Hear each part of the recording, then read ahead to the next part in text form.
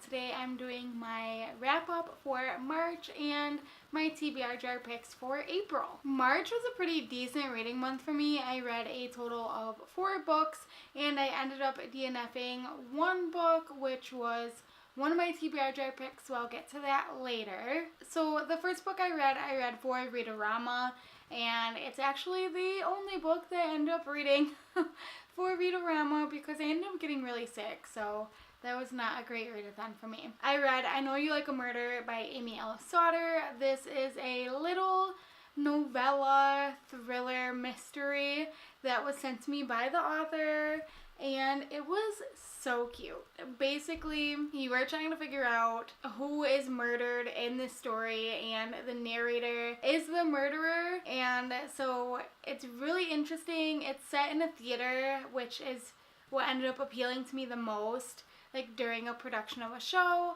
So I related to it a lot. It was super cute. And I gave I Know You Like a Murder 3 out of 5 stars. Next I read American Street by Ibiza Boy. This is about a girl named Fabiola who was immigrating from Haiti with her mother, and her mother ends up getting detained. So Fabiola has to stay with her family in Detroit and navigate the strange new world all by herself. There are elements of voodoo culture, which was really cool. I absolutely loved this book, and it's set in my home state of Michigan, so that made it even better. There were so many different elements going on in this book. The writing was amazing. I absolutely cannot wait to pick up other books by Ibiza Boy.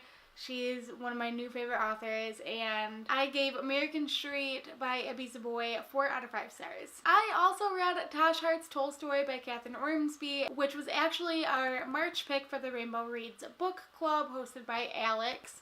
This is about a girl named Natasha who goes by Tash, and she runs a web series on YouTube with some of her friends that is a modern day adaptation of Anna Karenina. Their web series goes viral overnight, so Tash has to navigate this new world of popularity, and she's also coming to terms with the fact that she's asexual and navigating crushes and potential love interests along the way. It was so good. I related to it on so many different levels. I gave Tasha's Tolstoy 3 out of 5 stars. And the last book that I finished this month is They Both Die at the End by Adam Silvera. This book follows the premise that there's a service called Deathcast that calls you within 24 hours of your death to let you know that you are going to die within the next 24 hours. And there's also apps where you can then find a last friend and people to spend your last day with. So this book follows 2 boys who are both destined to die, and they meet each other through this app to become last friends and spend their last day together. It was a ride. I mean, I knew what I was getting myself into. Right in the title, they both die at the end. But I was not ready, you guys. The emotional turmoil that this book put me through was crazy. Even though I keep calling it History Is All You Left Me. Every time I talk about this book, I end up calling it History Is All You Left Me. But that's just another one of Adam Silvera's books that completely ruined me. No big deal. I ended up giving They Both Die at the End by Adam Silvera 4 out of 5 stars. I also DNF'd one book this month, and it is Kids Like Us by Hilary Rail. This is one of my TBR jar picks for the month of March, and I started it. I'm about a third of the way in, but I just don't know if I'm going to end up finishing it because it's about a teenage boy that he has autism, and him and his family are in France for the summer while his mom directs a movie in France, and so he's put in a general education, like mainstream summer program in France, but not to actually take the classes, I guess, just to like hone his French, because he wouldn't be able to keep up with the work because he has autism. And back home in Los Angeles, he goes to a school with other kids that are on the autism spectrum or have learning challenges. So I don't know, there's just like a lot of different aspects of this book that I'm not loving, and I don't know if like it's supposed to be intentionally problematic or if it is just problematic, but I just don't really like it. at all. I don't know. I didn't do any research. I don't know if the author has people with autism in her life or not. But basically, Hilary Rail just spent several years in France. Why wouldn't she just write a love and gelato type book set in the French countryside?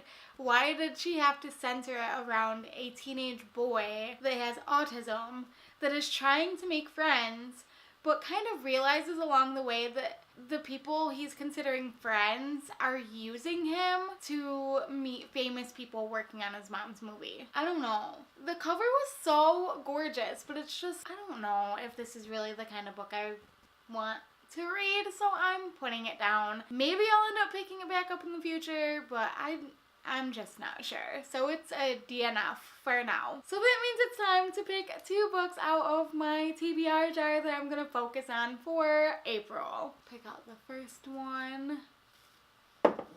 Ooh. So my first pick is The Rattle Bones by S.M. Parker. I don't know much about this book. I think that it's a thriller or a mystery about a girl who loses her father, but there's also like sirens involved. So I'm really excited about this one. It's been on my shelf for quite a while. The cover is gorgeous. I think I can do it. All right, let's see what my second book is gonna be. Got one.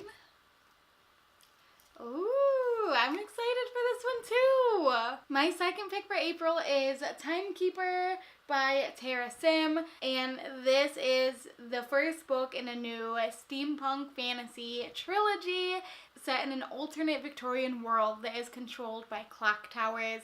I know that this features an LGBT romance, and I am so excited. I love steampunk. I do not talk about this nearly enough, but I love steampunk so freaking much. Oh, I can't wait. So along with these 2 books, I'm also doing the Magical Readathon this month, and I just did my video on Saturday for that, so I'll leave it linked so you can check out what I'm reading for that. It's basically 2 graphic novels and then one of my favorite books of all time. So I am excited for that as well. It seems like it's going to be a great month. Let me know down below in the comments what you are reading for the month of April, and if you have read any of the books that I read during March, let me know what you thought about them. I would love to talk about these books with you. Thank you so much for watching and listening. I will see you next time, but until then, keep on reading.